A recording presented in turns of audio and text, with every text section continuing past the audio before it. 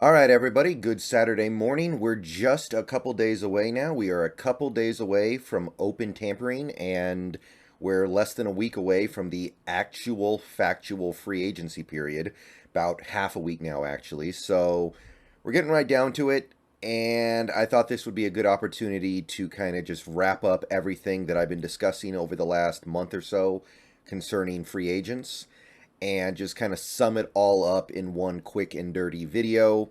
I have taken the liberty of looking at basically every player that I've discussed over the past month in free agency, left out a few that, after thinking about, didn't really interest me on any level, but I made a list and then I separated it out into tiers.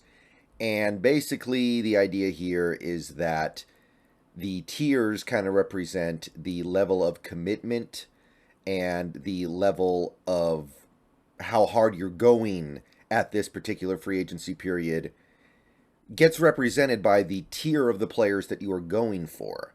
So right now we're sitting here. We know the Geno Smith contract is pretty reasonable. We know that we're releasing some players to save some cap space. We know we're doing all this before free agency starts. We know we're freeing up money for free agency. What are we going to do? How are we going to use that money? We're probably not going to just let it sit there, right? If we were going to do that, why bring back Geno? Why not just let him go at that point and have even more money to roll over? No. We're doing something. We're doing something, and what that something is can be judged largely by the level of free agents you end up going after and getting. So I have a selection of tiers here that I put each free agent into. These free agents are specifically, of course, the ones that I think the Seahawks should be interested in. So there's no Lamar Jackson. We're not doing that. There's no Jimmy Garoppolo. We're not doing that. There's no, Robert Quinn. That doesn't really make sense to me. There's not Chauncey Gardner-Johnson.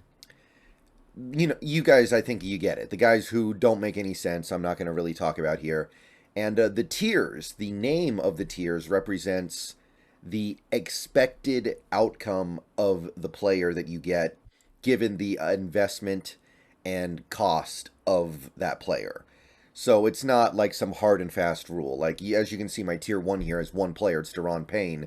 The tier is called All Pro. Daron Payne has never made an All Pro team. That's not the point. The point is, if you're going to trade all that stuff for him and pay him, you're going to expect him to be an All-Pro caliber player, even if he ends up technically not making the All-Pro team. That doesn't really matter. You're expecting that level of play. All right, so if you want to know what I think about these specific players in more detail, go watch the videos I posted over the last month. Let's start. Tier 1 All-Pro has one player. It's Daron Payne, and obviously the asterisk is here because he's franchise tagged. Tier 2, also known as the Pro Bowler tier, has a collection of players, Connor McGovern and Ethan Posick at center. We've got nose tackle, defensive tackle Dalvin Tomlinson, defensive ends Draymond Jones and Javon Hargrave, defensive tackle Fletcher Cox, linebacker Tremaine Edmonds and Jermaine Pratt, and nickel cornerback Jonathan Jones. Next tier is Tier 3, also known as high-end starters. These are guys you would bring in and expect to start in all likelihood and play at a high level. We have two centers, Bradley Bozeman and Garrett Bradbury. Defensive tackle, Greg Gaines. Defensive end, Zach Allen. Defensive end, Matthew Ioannidis and David Onyemata. A few linebackers here, Bobby Wagner, Levante David, Alex Singleton, Denzel Perryman. Nickel cornerback, Cameron Sutton. So now we're getting down a little further into guys who you would expect to start, or at least be of a starting caliber of player. Guys who are good, guys who are going to help you win, but you're not expecting them to be anything crazy over the top. They're quality contributors, guys that you need, but you're not expecting the world of them. Running backs, Rashad Penny, Jamal Williams, Donta Foreman. Wide receivers, Robert Woods and Deontay Harty. Center, Jake Brendel. Right guard, Ode Abushi and Trey Turner and Will Hernandez. Will Hernandez is kind of a tough one, but I ended up throwing him in that tier. Defensive tackle, Andrew Billings and Ashawn Robinson. Defensive ends, Akeem Hicks and Shai Tuttle. Linebackers, Leighton Vander Esch, Deion Jones, Corey Littleton, Aziz Al-Shaair, and Quan Alexander. Edge, Jadeveon Clowney and Samson Ebukam. And nickel cornerback, Troy Hill. Gets us to our next tier, which is high-end depth.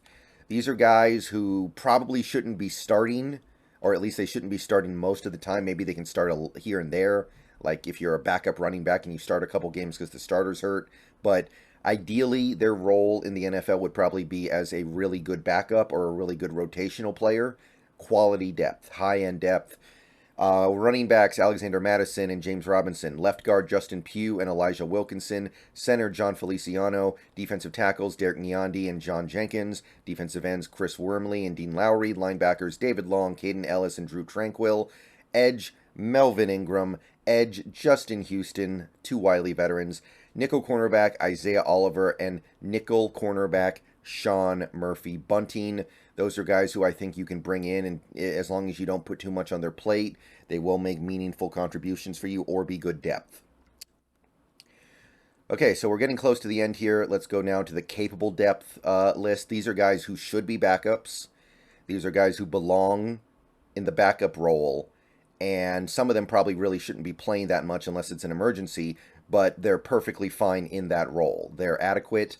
They know how to play football at a at least not terrible level, and for a reasonable price, you're getting a player who, at the very least, can sit on the bench and make you feel okay about potential injuries.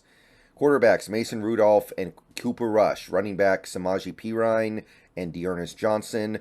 Wide receivers, Zach Pascal, Paris Campbell, and Keelan Cole. Left guard, Ike Boettiger, Bettiger. Left guard, Max Garcia and David Edwards. Center, Scott Kessenberry and Will Clapp.